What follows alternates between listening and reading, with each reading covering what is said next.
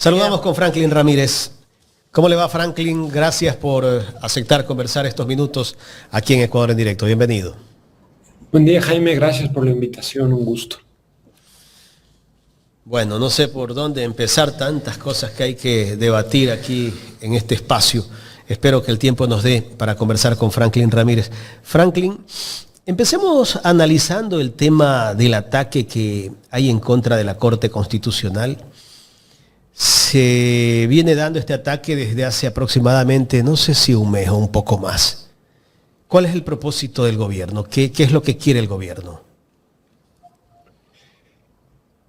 Hay varias cosas que hay que leer adecuadamente. Me parece que en primer lugar, hay una estrategia de Noboa de copar, de organizar el debate público, ¿no? de seguir controlando la narrativa de lo que se debate, de la conversación política, en medio de una multiplicidad de problemas y de la nula capacidad gubernativa de gestionar los problemas que existen, ¿no? Por todo lado hay problemas, el gobierno no puede exhibir un solo indicador, una sola política seria que se esté construyendo, nada.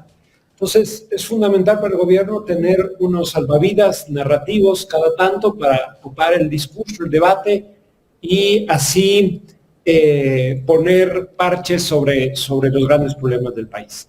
Hay una segunda cuestión que tiene que ver, me parece, con una lógica de campaña permanente.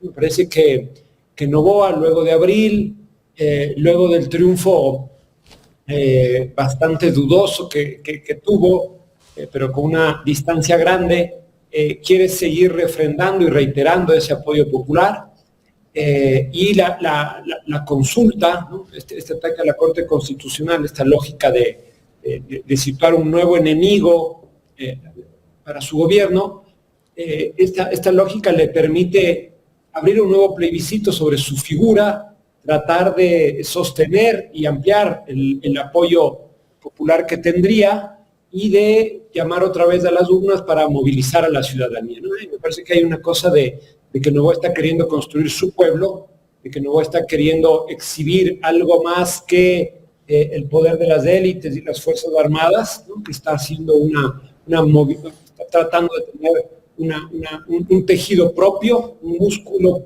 ciudadano, popular, como querramos llamarlo, propio, y la consulta le sirve en esa perspectiva. Estamos en agosto, esto empezó en julio hasta diciembre, es un modo de seguir movilizando al electorado y refrendando su mandato, ¿no? Esta lógica de campaña permanente.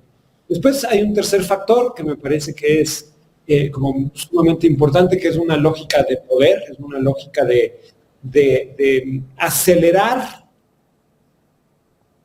lo más posible el copamiento de las instituciones, del control de las instituciones, ¿no? La Corte Constitucional es una de los órganos del Estado que todavía no controla el Ejecutivo, y van hacia esto, van hacia ese copamiento, hacia ese avasallamiento, lo que refuerza la deriva autocrática que está viviendo el país. Ahí hay un vector de poder muy claro. Y en cuarto lugar, hay unas cuestiones de agenda, de decisiones que requiere el gobierno, que a mí me parece sobre todo son dos. La una tiene que ver con la continuidad de las reformas que le pide el Fondo Monetario Internacional, y ahí está la insistencia sobre todo en lo de la flexibilización laboral. Eso es algo que viene desde Lazo, ya lo pidió Noboa, vuelven sobre eso, ahora dicen que es solo el sector turismo, pero me parece que ahí hay la consulta, el ataque a la Corte y la consulta tienen por detrás también empujar estas reformas que son claves para el Ejecutivo por su relación especial que tiene con el Fondo Monetario Internacional. Y hay otro nivel que es, al mismo tiempo, sobre todo a mí me preocupa la pregunta que desfinancia a los partidos políticos o que elimina fondos públicos para proselitismo, para campaña, que es un ataque a la política como tal. No solo es un ataque a los partidos, sino a la política, y es un modo de entregar la posibilidad de hacer campaña y de entrar a la política en las instituciones, es darle el monopolio a los más ricos, a las grandes fortunas, vengan de donde venga estas. y ahí me parece que eso también es algo que está en agenda, que no es solo como un capricho, sino que quieren desmontar la política popular, quieren desmontar que los sectores populares, los sectores de abajo puedan hacer política, y esta es una pregunta clave. Entonces, entre factores de coyuntura, factores de debate y factores de poder y de agenda, me parece que el ataque a la consulta, a la Corte con una consulta popular le da una cancha grande al Ejecutivo para sostener de aquí a fin de año en un contexto en que no tiene nada más que exhibir, salvo más homicidios, crisis hospitalaria, crisis de educación, crisis del empleo, etc. ¿Se busca privatizar a la política con esto? Porque el que tiene plata será el político, el que participa, porque el que no tiene es chiro, no podrá ser político. O sea, ¿gobernarán el país los oligarcas? Podrán hacer campañas solamente las grandes fortunas, vengan de donde vengan. Es un modo de aniquilar la política popular, es un modo de tratar de sacar a los sectores que están fuera de las grandes élites, de las grandes fortunas, de las clases dominantes del juego político. Es un modo de reafirmar una perspectiva elitista de la política. Claramente, a mí me parece, esa es la pregunta que a mí más me preocupa, porque tiene que ver con las condiciones de igualdad política de una democracia, sin la cual o sin las cuales no se puede seguir no se puede seguir hablando de democracia en un régimen político cuando las condiciones de igualdad en la competencia electoral son nulas. Efectivamente, ahí hay una privatización de la política, una monopolización de la política electoral en los más ricos. Carla. Sociólogo, buenos días. Carla Aro le saluda. ¿Por qué considera usted que el presidente Daniel Noboa no apostó por una asamblea constituyente de forma directa, que fue una de sus propuestas de campaña, ¿no? Y se fue por esto de las leyes económicas urgentes, y como usted lo decía, ahora nos va a tener hablando de la consulta popular, ¿no? Y ese va a ser el eje hasta diciembre. Pero ¿por qué no se fue por una constituyente? Es una gran pregunta. Yo también le hacía eso a un asambleísta de ADN hace pocos días. El argumento oficial es que no querían como volver a incurrir en gasto electoral, no querían paralizar el país con una consulta, que un periodo de reforma constitucional es demasiado amplio y que eso otra vez pondría en vilo las inversiones. Ese es el discurso oficial. Pero a mí me parece que efectivamente lo que el gobierno desde este segundo mandato, desde abril, está empleando otros recursos legales y políticos para reformar la Constitución, presionando a las instituciones, presionando a la Corte Constitucional, al Legislativo, siempre forzando las reglas de juego del debate para obtener determinadas ventajas y los cambios que quiere, ¿no? Entonces, de ahí yo decía hace un momento que hay unos objetivos de agenda detrás de la consulta popular con la que se está pretendiendo, más bien dicho, con la que se está atacando a la Corte Constitucional. Entre esas preguntas hay reformas de la Constitución que se van haciendo y con una lógica de debate legislativo que pone en vilo los procedimientos de reforma de enmienda constitucional. Pero a mí también me parece que Noboa es muy consciente que no tiene un movimiento y un bloque político capaz de sostener el tipo de debates que se requieren en una asamblea constituyente. No tiene 3 asambleístas capaces de conducir de modo sustantivo las comisiones, los debates y una convención constituyente. No existe la capacidad democrática, deliberativa, y voy a decir incluso técnica profesional, ¿no? de que haya 50 asambleístas que ADN pueda poner efectivamente a configurar una nueva constitución. Una nueva constitución no es una tarea fácil, no es una cuestión que se pueda sacar adelante únicamente con operativos en las redes sociales o con escándalos mediáticos o con trampas discursivas, que es lo que hace el gobierno. Una nueva constitución requeriría gente preparada, con capacidad de argumentar, de convencer, de persuadir. Y yo tengo la impresión que el gobierno y Noboa es muy consciente de que carece de eso, de que no tiene cuadros como se ve para gobernar y como se ve en la asamblea, ¿no? Que incluso les preparan los guiones, qué decir. El propio gobierno no confía en la capacidad política deliberativa de su gente para llevar a cabo un proceso como este. Y además, de algún modo, yo creo que Noboa sabe que sería un riesgo convocar una constituyente en las elecciones pasadas de la primera vuelta entre la Revolución Ciudadana y Pachacuti hubo casi el 50% de votos que no los tuvo el gobierno.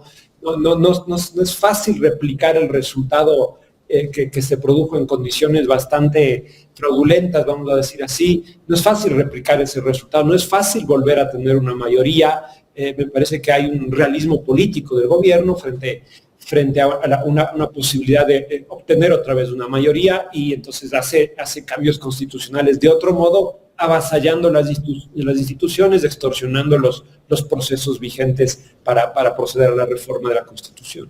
Sociólogo, ¿y usted cree que también es de pronto más estratégico el tema de reformar normativas? Porque, a ver, el gobierno nos tiene cada 3 semanas, cada 2 semanas debatiendo sobre un nuevo proyecto de reforma. Entonces, ¿eso también le resulta un poco más estratégico que hacer un cambio radical y irnos a una constituyente?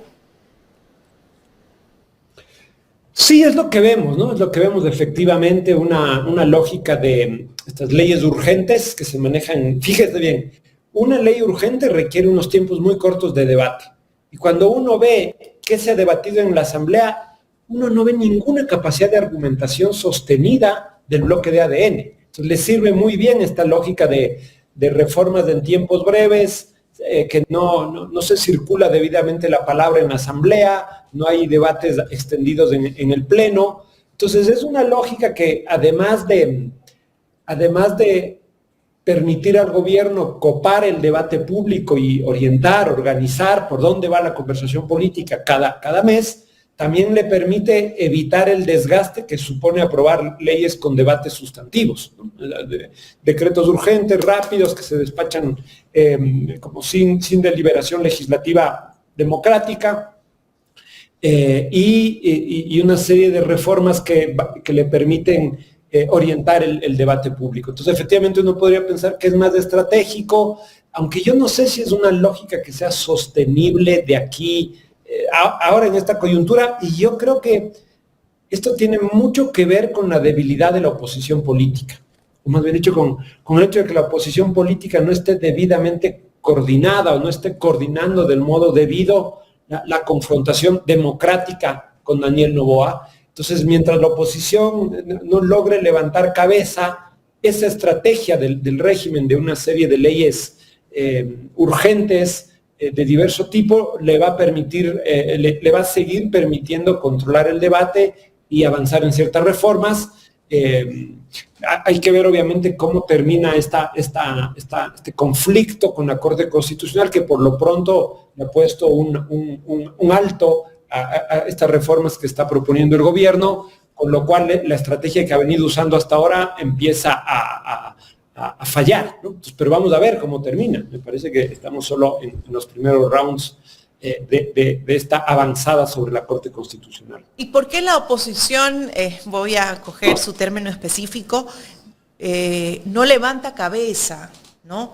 ¿Qué es lo que le falta a la oposición en este caso para imponer, no voy a decir narrativas, pero para que la gente haga conciencia de realidades y verdades que están suscitando frente a las acciones del gobierno? ¿Qué es lo que le hace falta a la oposición? Que de una u otra manera la oposición es un movimiento político fuerte.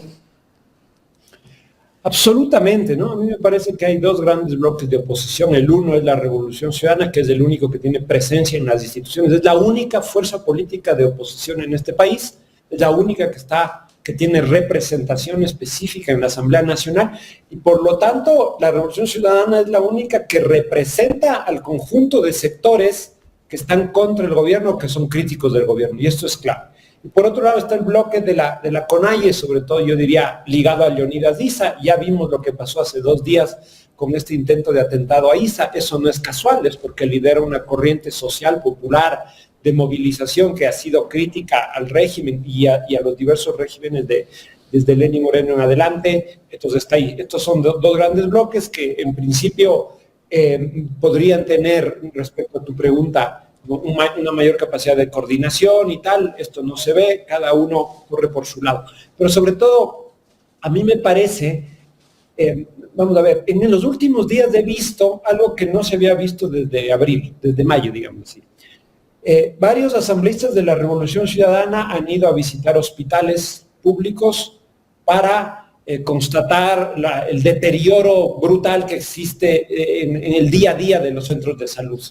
Y han hecho, a través de sus redes, han hecho informes rápidos de esa calamitosa situación. Ahí me parece que hay una intervención coordinada, hay una intervención que sintoniza con unas demandas sociales de la gente y hay un discurso crítico que se está logrando posicionar y visibilizar respecto a la crisis estructural, orgánica del sistema de salud. Si no estoy seguro, ayer incluso se aprobó un cambio en el orden del día para ver si se decreta en emergencia el sector. Sistema de salud. Ahí fíjate, ¿a qué voy? Que me parece que es la primera vez que hay una estrategia, hay una coordinación, hay una línea de discurso y además eso tiene un efecto institucional. Hasta ahora, habrá que ver cuál es el desenlace. Tengo la sociólogo, perdón que lo interrumpa, discúlpeme, pero efectivamente ellos acogen este pedido, pero no aprueban el pedido de declaración de estado de emergencia en el sistema de salud. Entonces tú te preguntas ahí, ¿a qué juega el gobierno? No quiere aceptar sus errores, quiere abanderarlo desde su perspectiva, la crisis de salud, porque nos hemos dado cuenta que el gobierno trata de darle un giro a las necesidades de la ciudadanía que presenta la oposición. Al final le termina ganando la partida, aunque son ellos quienes inician demostrando estos casos. Está bien, claro, el gobierno sigue teniendo la mayoría, tiene el sartén, tiene el control del juego político, pero me refiero a que ahí hubo un ejercicio de coordinación de la oposición política, se situó en primera línea una crítica, eso recoge una demanda popular fundamental, que es nos estamos muriendo, se están muriendo nuestros niños en los hospitales, etcétera. Está recogiendo eso. No entra al debate político correísmo, anticorreísmo, que a las grandes mayorías no les importa. Entonces a esto me refiero. Yo tengo la impresión que la oposición no levanta cabeza porque no ha tenido claridad estratégica ni en su discurso. Me parece que la Revolución Ciudadana, después de la derrota de las elecciones, no logra recomponer todavía el discurso político, el programa político con el cual va a responder al gobierno oligárquico, a este capitalismo de guerra que pone en juego el presidente Daniel Noboa. Es normal, fue una derrota complicada, es normal que se tome tiempo, quizás ya va pasando demasiado. Tengo la impresión que con esto de la salud ahí hay algo claro, que es decir, la Revolución Ciudadana debería decir, nosotros ayer escuché a Correa algo de mencionar, vamos a ser críticos frontalmente y tal. Ok, eso es, pero ¿por dónde? ¿Cuál es el discurso? Ese discurso crítico, esa confrontación, ¿qué le va a ofrecer a la ciudadanía? ¿Hacia dónde es? Si no es esto, si lo que estamos viviendo ahora no es, ¿qué es lo que es? ¿Cuál es el horizonte de la disputa política? ¿Hacia dónde debemos llevar las aguas del conflicto? Esto debe marcarlo con claridad la Revolución Ciudadana y me parece que hasta ahora ha habido peleas internas, ha habido disputas de liderazgo, no ha habido una capacidad de orientar a la ciudadanía políticamente en relación a la comprensión del momento político. Y esto pienso que se va a dar, pero por el momento la oposición no levanta cabeza y el gobierno surfea tranquilamente en estas aguas de una oposición confundida, vamos a decir. Sociólogo, significa entonces que la oposición, en este caso la bancada de Revolución Ciudadana, debe un poco, obviamente, manejar mejor sus estrategias, pero olvidarse de la confrontación correísmo, anticorreísmo, persecución y poner en la mesa el debate de las necesidades que tiene el pueblo ecuatoriano y confrontar al gobierno frente a esas necesidades como para que el pueblo clarifique cuál es la verdadera disputa, que es el bienestar de la ciudadanía. absolutamente, absolutamente. La Revolución Ciudadana tiene que comprender que hay una agenda del correísmo que le interesa al correísmo, que está bien, que es legítimo la denuncia, la persecución y tal, pero que esa agenda no conecta con los problemas reales de la gente. Esa conexión, esa sintonía, esa capacidad de traducir las demandas en agendas políticas, en discursos, en intervenciones, ¿no? En observar que hay distintas demandas, hay un cúmulo de demandas que están ahí sin procesar por el Estado, ¿no? Entonces la fuerza política de oposición debe conectarse con eso, debe traducir eso, debe lograr sintonizar con estos malestares y darles una forma política. Y esto todavía no sucede. Yo creo que porque a lo largo de estos años, y fíjate que yo pienso que también esto explica en parte las derrotas, no solo la última, sino que en los últimos años el correísmo ha estado la Revolución Ciudadana ha estado muy atrapada en una agenda correísta y ha tomado distancia de una agenda política más nacional, que la Revolución Ciudadana supo tenerla, supo exhibirla, supo nombrarla. Me parece que esto entró en crisis, tal, lo que tú acabas de decir, que es como en el conflicto correísmo-anticorreísmo, la persecución. Ok, eso no es que no sea cierto, pero eso es un problema para un sector, no para todos. Y la principal fuerza política del país no puede quedar atrapado en una agenda particular. Más que nunca ahora requiere una perspectiva general, nacional, de lo común. Y en el momento que logre esa sintonía me parece que va a cambiar la inclinación de la cancha política, no de los recursos de poder, porque este es un gobierno sumamente poderoso en términos de su fuerza institucional, económica, del apoyo de las Fuerzas Armadas, del apoyo de Trump y la gran potencia para hacer lo que se hace acá. Es una coyuntura muy complicada para las fuerzas democráticas, pero me parece que también ha habido errores estratégicos y errores en la comprensión del momento de parte de las fuerzas de oposición y en particular de la Revolución Ciudadana.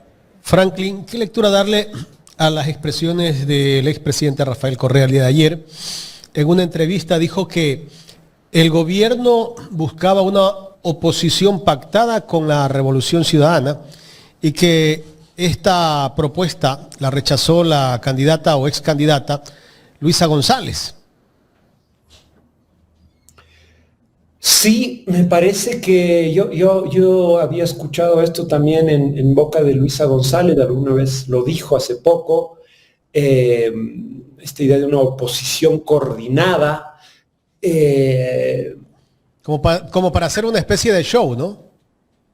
Claro, básicamente no me extraña que el gobierno, como efectivamente, insisto en esto, no tiene una capacidad política, discursiva, real para disputar sentidos, significados a los sectores de oposición.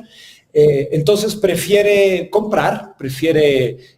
encontrar un pacto, una forma coordinada de confrontar para tener el pleno control del juego político. Entonces me parece que hay una idea del gobierno de que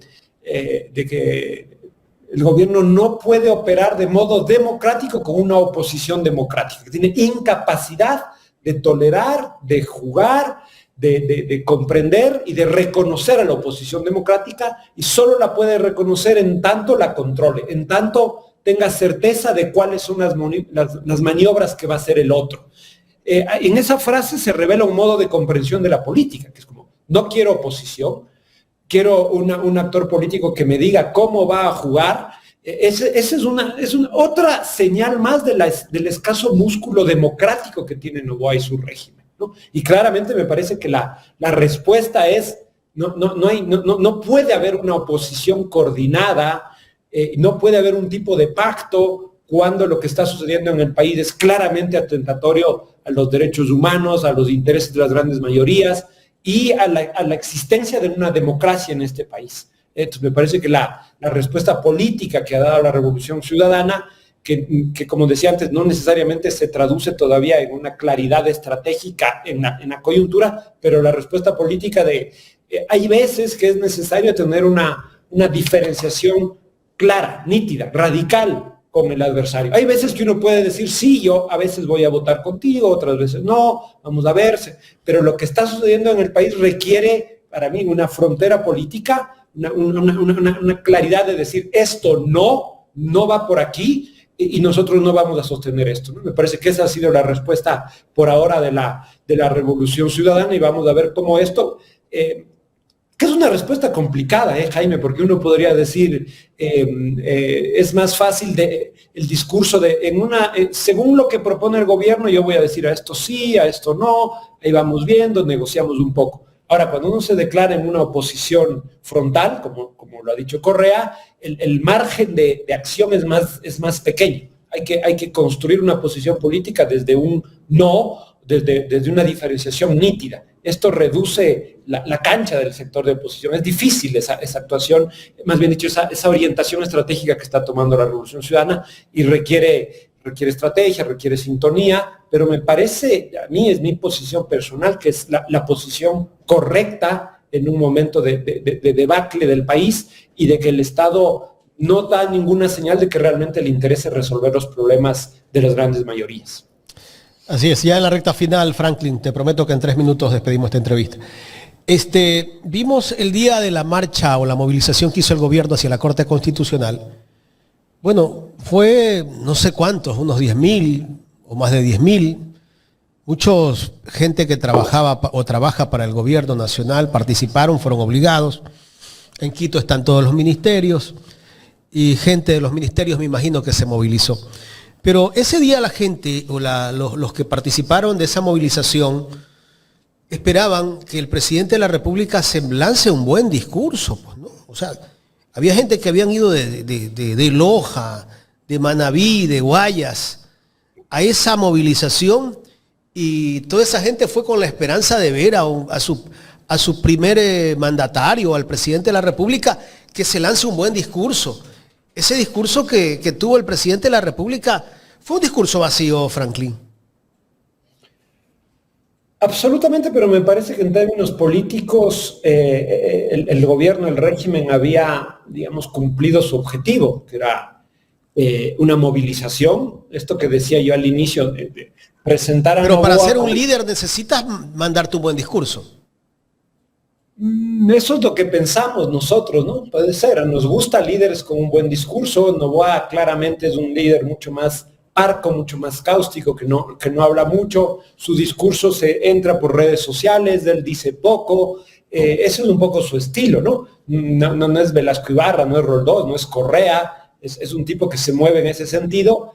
Y según su modo de comprender, la señal no estaba en lo que dijera Noboa, sino que el mensaje ya era la marcha, esa marcha medio cívico-militar, donde Noboa exhibía que tiene no solo votos, sino un pueblo que puede movilizar, aunque sea con incentivos y a la fuerza, pero que está ahí, le exhibe musculatura y va y confronta y avasalla a la Corte Constitucional. Me parece que ese era el objetivo, el gobierno cumplió.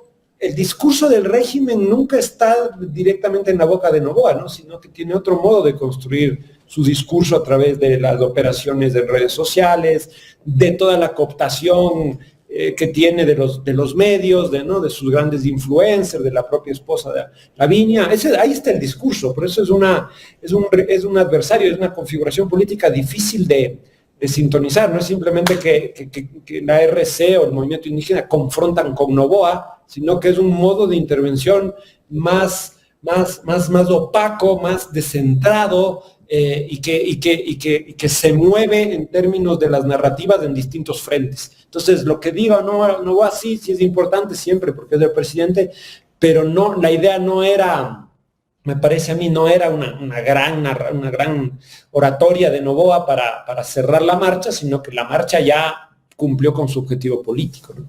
La última, ¿cómo leer las declaraciones que dio ayer el expresidente Rafael Correa cuando habló de los tibios? Él dijo, si la posición tibia gana en la convención del movimiento, que será en los próximos meses, Correa dice que no se prestará para esto. ¿Tú crees que está en lo correcto el expresidente Rafael Correa, que no hay que darle chance a la tibieza? Pues como decía antes, me parece que es fundamental marcar una línea de diferenciación nítida con el gobierno. Si Correa se refiere a que lo tibio es que esa diferenciación, esa confrontación quede de lado, uno podría estar de acuerdo. Ahora, a mí me parece complicado que sin tener claro el programa político del movimiento en este momento, cuáles son las tesis fundamentales, sin tener esa claridad, Correa pueda definir a priori quién es tibio y quién no.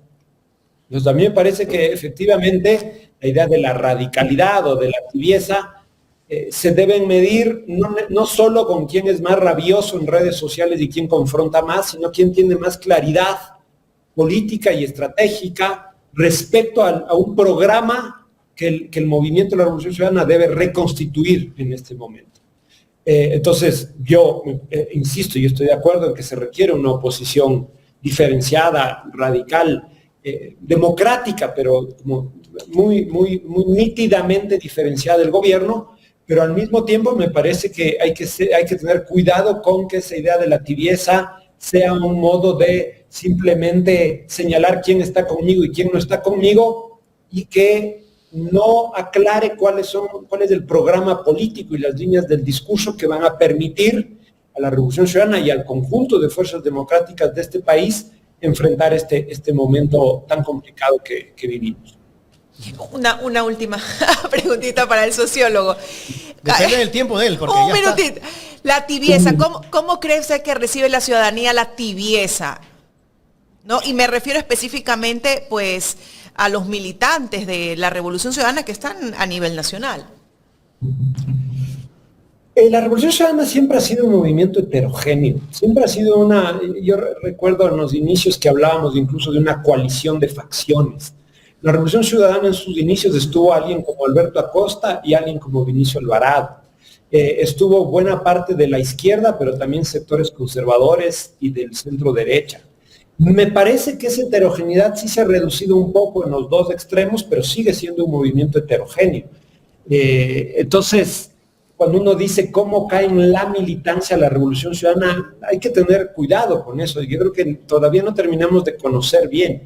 Hay sectores de la Revolución Ciudadana que se identifican mucho más con un discurso confrontacional, con un discurso como radical, con la lógica del conflicto político que en su momento Correa condujo.